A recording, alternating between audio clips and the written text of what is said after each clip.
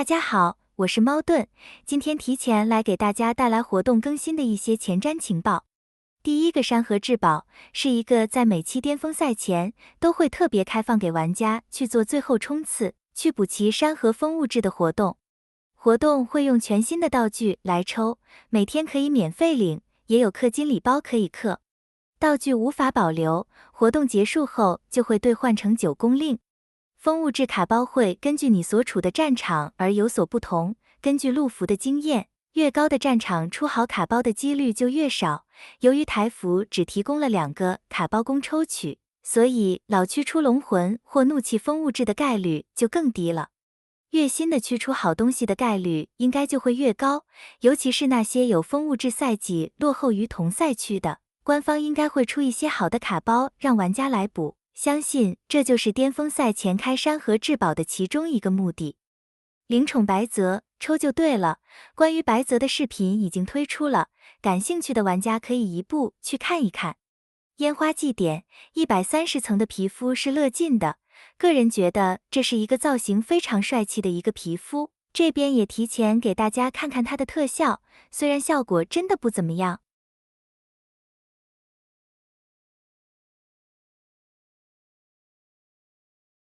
奖励里还有一个限定风物质东仙瑶花冠，增加的是异常状态抗性和命中，这是这版本最需要的东西。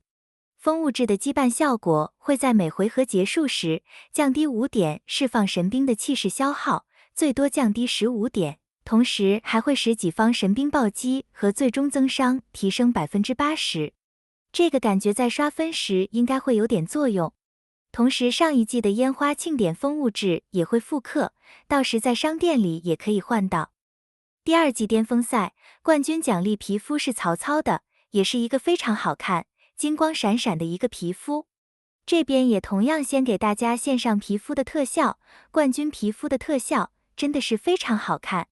策划表示这次赛区会分的比较多，冠军皮肤也会比较好拿。不过这好像也跟我完全没有关系，以我的战力能进256就偷笑了。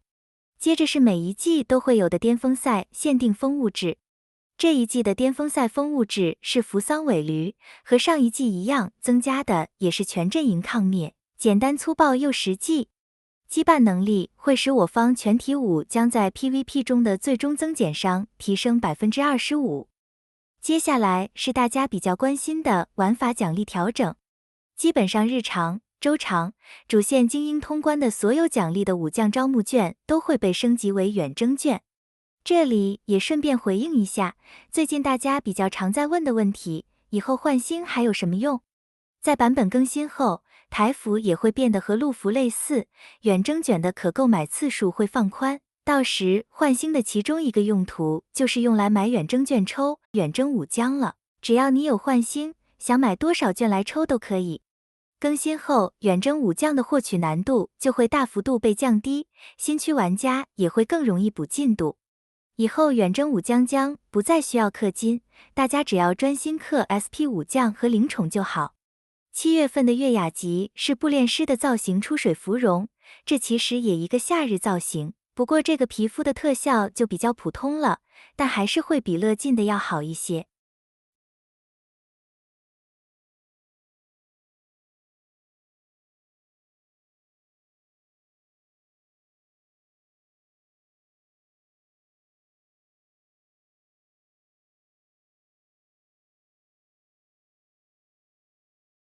夏日无人岛活动算是一个比较大型的活动。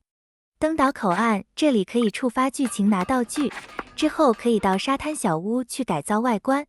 其实在剧情中也是可以看到其他武将的泳装造型的，比如赵云、小乔和王毅的。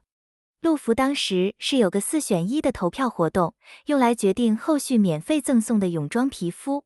结果就如你所见，董卓又拿了冠军，而这个冠军泳装皮肤，相信大家都已经拿到了。至于其他3款，则不知道还有没有机会问世。我要王毅的皮肤啊！陆服投票制作皮肤已经出现好多次，就连日服也有过几次皮肤投票，最后一次投票制作出来的就是诸葛果的熊猫皮肤。而台服至今为止都还从未举办过任何一场人气投票活动，话说策划是不是该趁2周年时表示一下，也给我们来一次皮肤票选活动呢？金沙秘宝就是大家熟悉的敲格子，75层可以拿一个主成皮肤，剩下留光。其实也希望官方可以出多点主成皮肤，不然皮肤虽然多，但都快没主成皮肤可以搭配了。点击探索，这里会进入4国挑战，这是这次活动的主要玩法。玩法也很简单，就是使用系统提前预备好的4个阵营里的武将，搭配通关拿奖励就好。第2阶段会开启激浪竞赛，不过实际上也只是比拼投票拿奖励而已，并没有什么特别的玩法。随着剧情发展，也会开放温泉和可以泡温泉的人物，然后就会出现很香的画面和很可怕的画面。以上就是本次活动的主要玩法。心善灵雀灵，这个就等之后再专门做一集影片来分享吧。最后是冰符觉醒，官方总算是甘愿把这个放出来了，真的不晓得为何要拖这么久。只要你的冰符已经9阶并培养满，就可以开始觉醒生活。当中一些小节点只需要消耗少量军团贡献和银币来升级，会增加3维属性。小节点全部点满后，就需要消耗同阵营的橙色9阶冰符来生火。生火除了可以提升3维属性百分比外，也会使冰符额外增加1条新的属性空位，升满后就会额外再增加3条属性空位，总共是8条属性位。老区军团贡献已经堆成山，相信更新后要直接升满4个冰符也没什么问题。但由于炼宝阁每天只能打造100次，如果你没有提前预备橙色冰符，最好今天就开始把次数用完，以免到时不够冰符来生火。没记错的话，升满3火只需要6个同阵营的冰符就足够了，大概打造个2-3天就会有了。如今冰符对战局的影响已经不大，升满也只是走一个流程而已。好了，今天的视频就分享到这里，感谢大家的收看，我们下期再见。